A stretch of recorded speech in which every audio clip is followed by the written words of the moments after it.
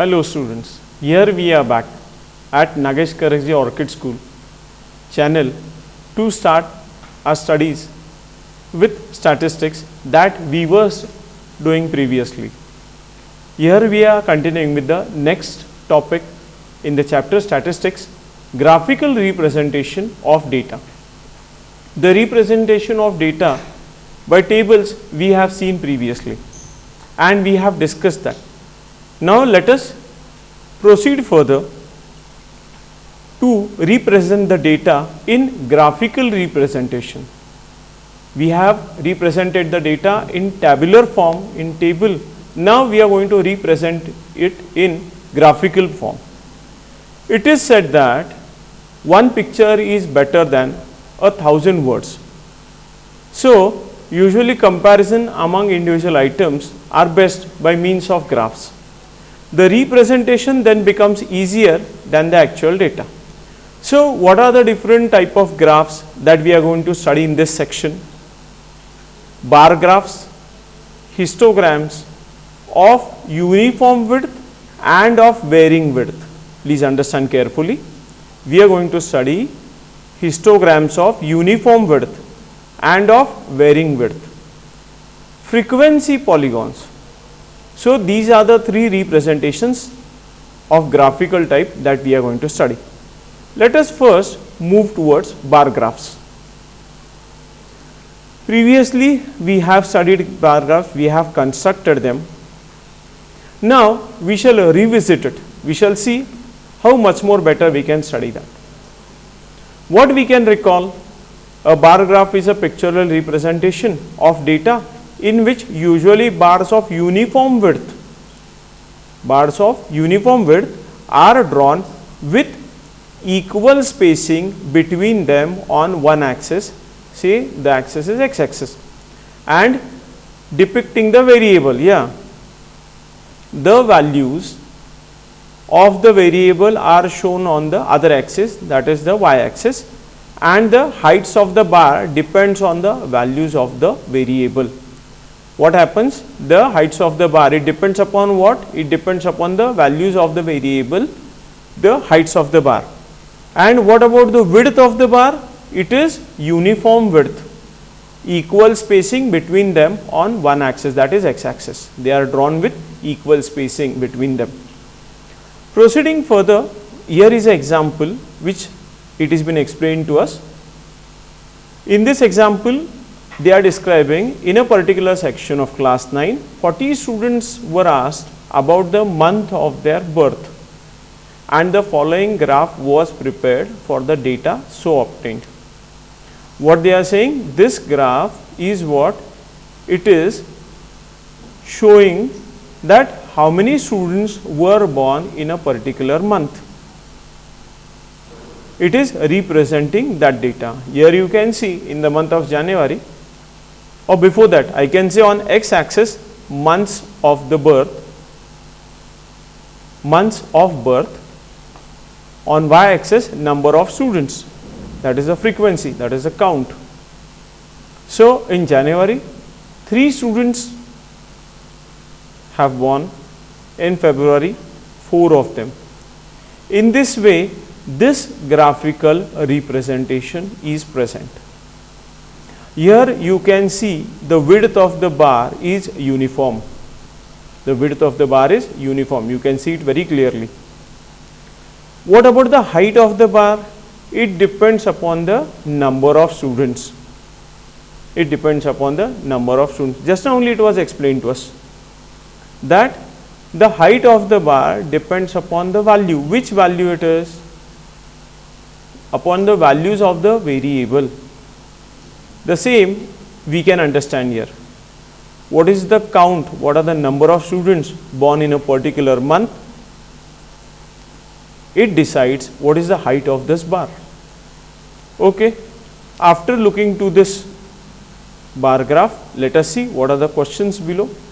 Observe the bar graph given above and answer the following questions. Let us see what the questions are.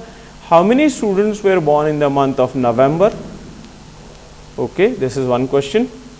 In which month were the maximum number of students born? Let us see whether any other question is there below. No, only two questions are present here. So, what are the number of students born in the month of November, and in which month were the maximum number of students born? Let us see. November, year is November.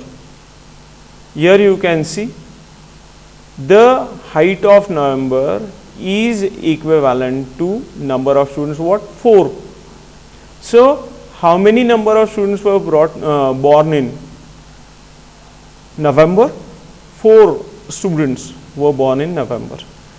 The second question was, in which month maximum number of students were born? Among all the bars, you can see August month bar, the representation of August month, it is the highest bar. What value it is matching to, or what value it touches to in height? It is 6. That is the maximum number of students were born in the month of August. Proceeding further, now they have also answered here. What they are telling, some explanation they are giving. Note that the variable here is the month of birth, and the value of the variable is the number of students born. What they are saying, the variable here is month of birth. Please pay attention carefully. Month of birth is the value of the variable. These are January, February, March, the months are changing. And what about the number of students? The number of students, they are telling what? The value of the variable. As the months are changing, the values are also changing, or in some of the months the values may be same. So, 4 students were born in the month of November. The maximum number of students were born in the month of August. What we have to understand here? We have to understand very clearly that on x-axis the variable here is month of birth, and on y-axis it is the number of students born. I hope the things are clear. Variable is what? Month of birth, and value of the variable is what? Number of students born. And the answers just now I have explained you. What they are saying further, let us now recall how a bar graph is constructed by considering the following example. One more example they are describing here. What is the next example? A family with a monthly income of rupees 20,000 had planned the following expenditures per month under various heads. They are saying that the total income is 20,000. Here you can see it has been described here in this table. First column under the heads: grocery, rent, education of children, medicine, fuel, entertainment, miscellaneous expenditure. And what are the expenditure in rupees? The amount that you have spent. For grocery you have spent 4,000 rupees, for rent you are spending 5,000 rupees, for education of children 5,000 rupees are spent, medicine 2,000, fuel 2,000, entertainment 1,000, and miscellaneous expenditure 1,000 rupees. Draw a bar graph for the above data. Now before drawing the bar graph, they are explaining us how to analyze the things. We draw the bar graph of this data in the following steps. Note that unit in the second column is 1,000 rupees. So 4 against grocery means 4,000. Yeah, it has been explained very clearly in the columns. In the header only they have explained that expenditure is in 1,000 rupees. So grocery 4 means what? 4,000 rupees. The same it has been cleared to us here. 4 against grocery means rupees 4,000. We represent the heads. We represent the heads variable on the horizontal axis choosing any scale, since the width of the bar is not important. Please understand what they are saying.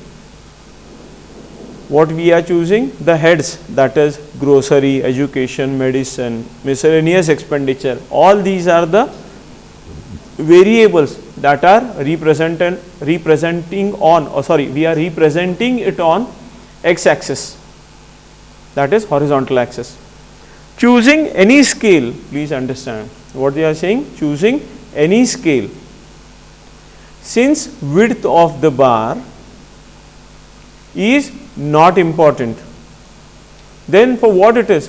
But for clarity, we take equal widths.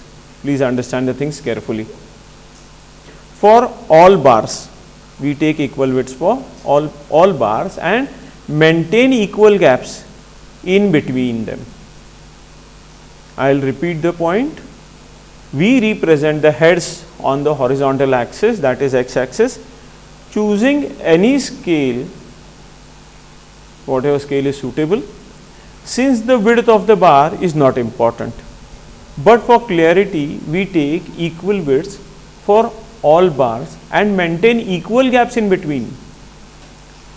Let one head be represented by 1 unit. What they have said, let one head be represented by 1 unit. The gap, the width is 1 unit. Okay, what about the second point they are explaining? We represent the expenditure value on the vertical axis, that is on the y axis. On the y axis, what we are representing? The expenditure for a particular thing, we can say. What is that particular thing? Means for medicine, what is the expenditure? It is been represented, the amount is represented on y axis. Since the maximum expenditure is rupees 5,000, so we can choose the scale as 1 unit as rupees 1,000. I hope it is clear what it has been explained to us. We represent the expenditure on the vertical axis, that is on the y axis. Since the maximum expenditure is rupees 5,000, so what we are doing, we can choose the scale as 1 unit is equals to rupees 1,000. To the third point it been explained to us is to represent our first head, that is grocery, we draw a rectangular bar with width 1 unit and height 4 units. What it has been explained to us, that is the first bar. For what it is? For grocery, it is representing grocery. So what we are doing, we draw a rectangular bar with width 1 unit and height 4 units. With width 1 unit and height 4 units. Similarly, other heads are represented leaving gap of 1 unit in between two consecutive bars. Yeah, in between two bars there is a gap of 1 unit and the width of the bar is also of 1 unit. I hope the things are clear. Now let us see how the bar graph is been drawn. Looking to that, the concepts will become much more clear and proper. Here you can see, what you can see, the bar graph. On the x axis, the heads are represented. On the y axis, the expenditure is represented. Expenditure in 1,000 rupees, it is 1,000, 2,000, 3,000, but it is written as 1, 2, 3, 4 and it has been mentioned in the bracket, it is in 1,000 rupees. What are the heads? Grocery. What is the expenditure? 4,000. Rent 5,000. Education 5,000. Medicine 2,000. Fuel 2,000. Entertainment 1,000. Miscellaneous expenditure 1,000. So these are the expenditures that have been explained to us. Proceeding further, what is the conclusion here? Here you can visualize what the relative characteristics of the data at a glance. Yes, at a glance you can see here that what is the expenditure for education? 5,000, And similarly, what else is the expenditure which is similar to education? It is rent. Looking to the graphs of same height, looking to the bars of same height, we can understand it. Similarly, you can see here entertainment and miscellaneous, again they are 1,000 each. So, at a glance, looking at a glance to the pictorial representation, to the bar graph, we can understand it. And what they are explaining further, example, the expenditure on education is more than double that of medical expenses. What they are concluding, the expenditure on education is more than double that of medical expenses. On what particular thing this has happened? This is because looking to the bar graph, we have understood this. Looking to the bar graph, we have understood this. Therefore, in some ways, it serves as a better representation of data than the tabular form. Yes, why they are teaching us? What is the reason behind this? The reason is very simple, because something better understanding we get from these particular things. Hence, they are teaching us these representations of graphical type. Previously, we have studied the tabular type of data representation. Now, we are studying the graphical type of representation. Let us continue further what they are telling. Let us now see how a frequency distribution table for continuous class, yes, this is important, intervals can be represented graphically. Now, we are going to study same bar graph, but for continuous class. The class intervals are continuous, and how it can be represented graphically. The next topic name is histogram. What is the next topic name? Histogram. Now, this is what histogram. This is a form of representation like the bar graph. Here, this is like bar graph.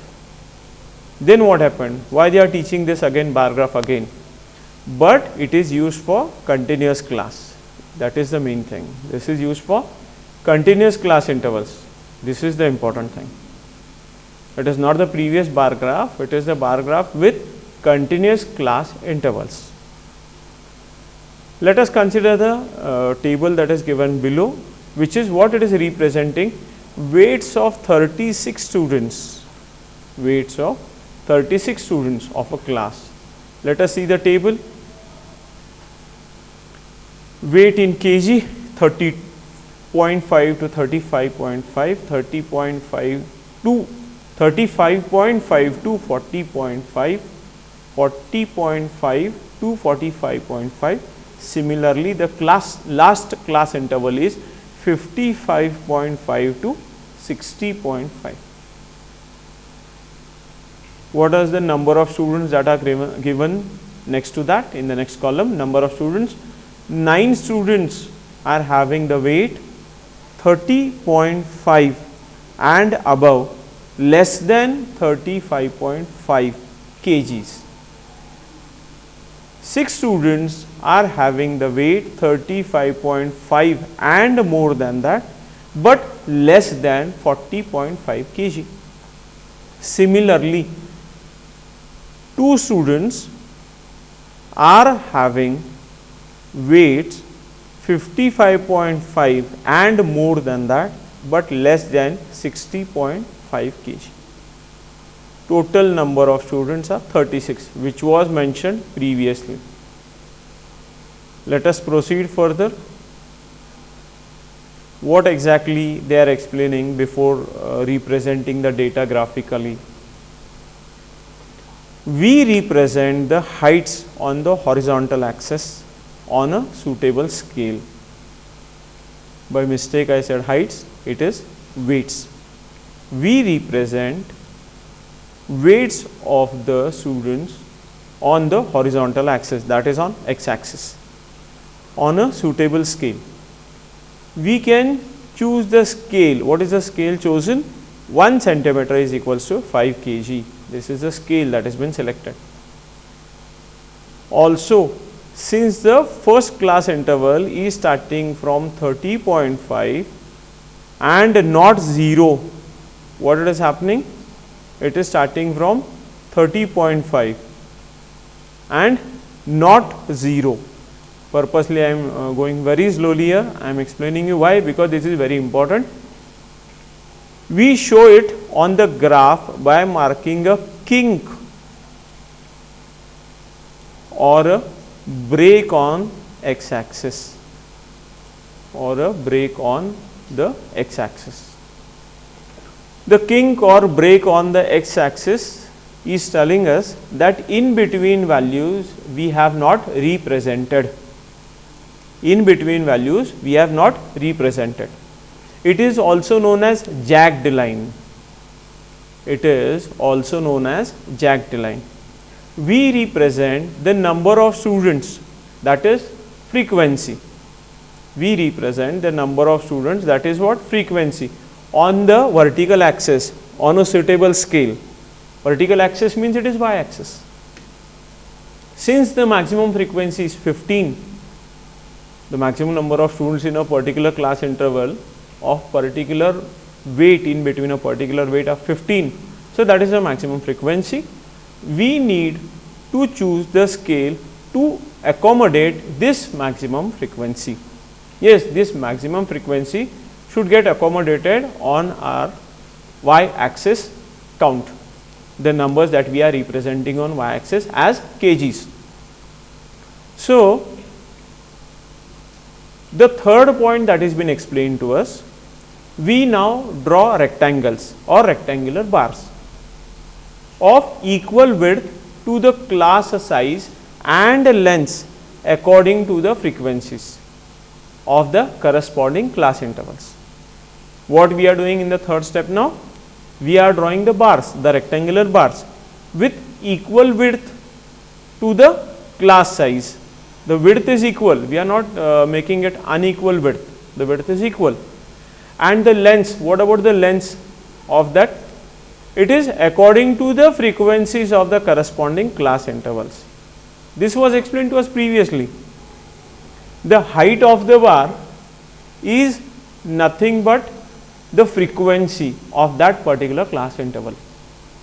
For example, the rectangular for the class interval 30.5 to 35.5, 30.5 to 35.5 will be of width 1 centimeter and length 4.5 centimeter. The length means the height of the bar. Don't get confused. The length means the height of the bar. It is 4.5 centimeter. Let us proceed further to see the things. These are the things that have been shown to us. We obtain the graph in the textbook. The graph is been shown in this way. Let us see first x axis 30.5, 35.5, 35.5 to 40.5, 40.5 to 45.5. These are the continuous class intervals. It is weights in kg. It is represented on the horizontal axis, that is the x axis.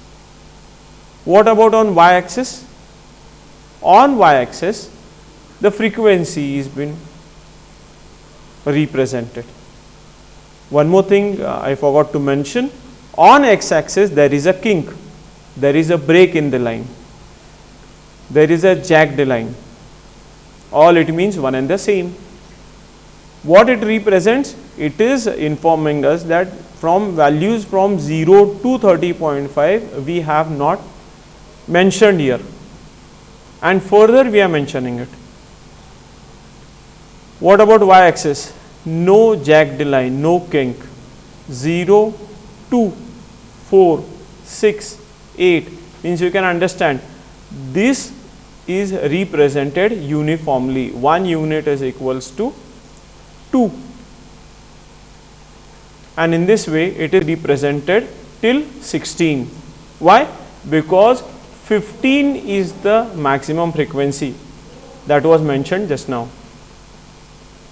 So, one more thing is mentioned here, the width of the rectangle. This is a rectangle. So, the width of the rectangle is 1 centimeter, 1 unit. And what about the length of the rectangle? It is the frequency.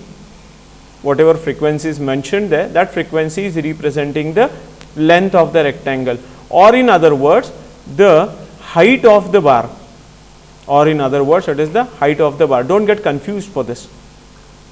So, this is the graphical representation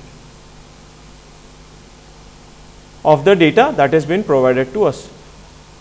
Observe that since there are no gaps in between consecutive rectangles, the resultant graph appears like a solid figure. What they have said? They have mentioned that there is no gap where in between consecutive rectangles, no gap in between the consecutive rectangles. So, what happened? The resultant graph appears like a solid figure. It appears like a solid figure, and this is known as histogram. What this is known as? This is known as histogram. So, what is the difference between a bar graph that we have studied previously here? You can see the equal gaps in between the bars. Why? Reason is very simple. Classes are not continuous. Here you can see under the first column, it is what? Heads. Agreed? And what about the second thing where we studied just now, the histogram? Classes are continuous, 30.5 to 35.5, 35.5 to 40.5. I hope you have understood the concept very clearly. What is the difference between a bar graph and a histogram?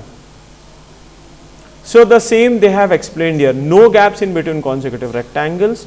The resultant graph appears like a solid figure, which is called a histogram, which is a graphical representation of grouped frequency distribution with continuous classes. Yes, this is very important, which is a graphical representation of grouped frequency distribution with continuous classes. So, also unlike a bar graph, the width of the bars play a significant role in its construction. Yes, what they are saying, not like the bar graph, it is here in histogram, the width of the bar plays a significant role in its construction. Now, the width, whatever the width of the bar graph is, they are saying it has a significant role in its construction. Hence, what are the things that are? Let us see what they have explained here. Here, in fact, areas of the rectangles erected are proportional to the corresponding frequencies. Something they are telling, please understand very properly. This important thing is area of the rectangles erected, that is the angles that are formed, rectangles that are formed, are proportional to whom? Are proportional to the corresponding, what corresponding? Corresponding frequencies. However, since the width of the rectangles are all equal, what is the main important thing? The width of the rectangles are all equal, and the lengths of the rectangles are proportional to the frequencies. What about the length of the lengths of the rectangles? They are proportional to the frequencies. That is why we draw the lengths according to what?